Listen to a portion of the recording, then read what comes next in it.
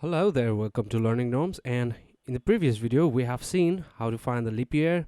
I hope you understood. Okay, now we are going to look at for loop. So let's create one class, give it a name, for loop.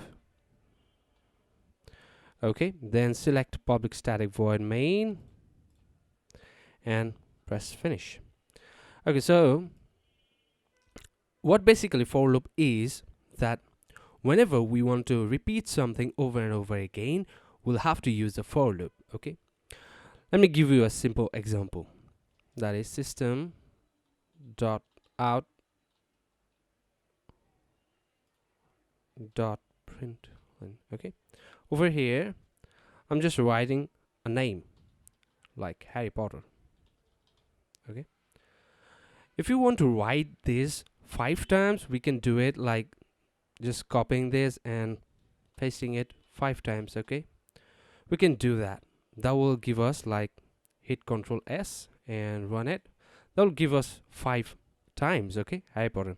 But this will take time and your energy by copying and pasting all the things, similar things. Let's just do it in a single line. Okay, let's just write the for loop. Okay, use the for loop, round brackets and then curly braces, and within the round brackets we will give our condition. So the syntax goes like this. You'll have to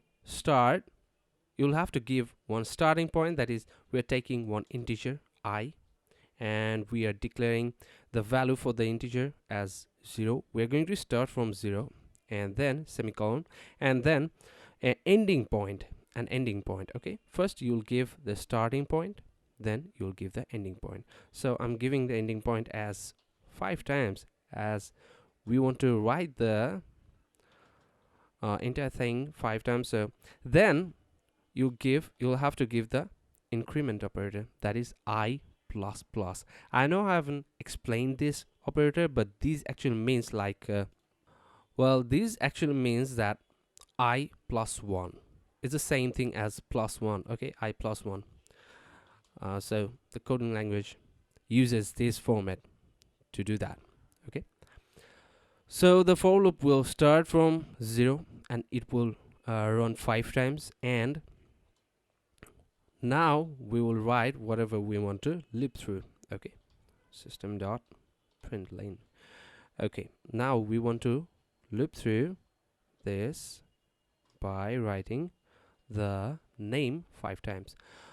Okay, let's just run it and see the same thing happens.